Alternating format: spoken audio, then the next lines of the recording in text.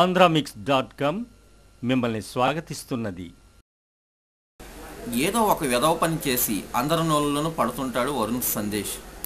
ఆ అవమాన భారంతో కొన్నాళ్ళు ఎవరికి కంటికి కనిపించకుండా జాగ్రత్త పడతాడు. ఇటీవల అతగాడు మరో అవమానాన్ని ఎదుర్కోవాల్సి వచ్చింది. అయితే ఇందులో అతడు తప్పేమీ లేదు. పైగా పాపం వరుణ్ సందేశ్ అంటూ చాలామంది జాలి కూడా చూపించారు.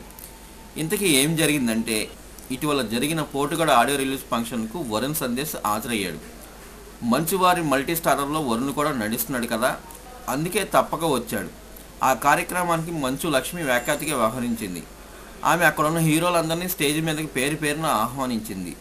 వరుణ్ సందేశ్ పేరు పిలిచింది, కానీ వినపడకో కాస్త ఆలస్యమయ్యో వరుణ్ వెంటనే వెళ్ళలేదు.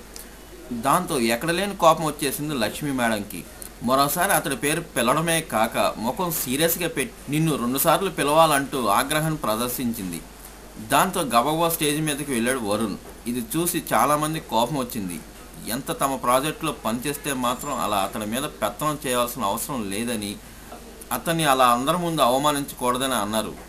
లక్ష్మిని అభిమానించేవారు మాత్రం ఆమె గొంతు కాస్త పెద్దదని, అందుకే మామూలుగా మాట్లాడినా అరిచినట్టు ఉంటుందని కవర్ చేయడానికి ట్రై చేశారు.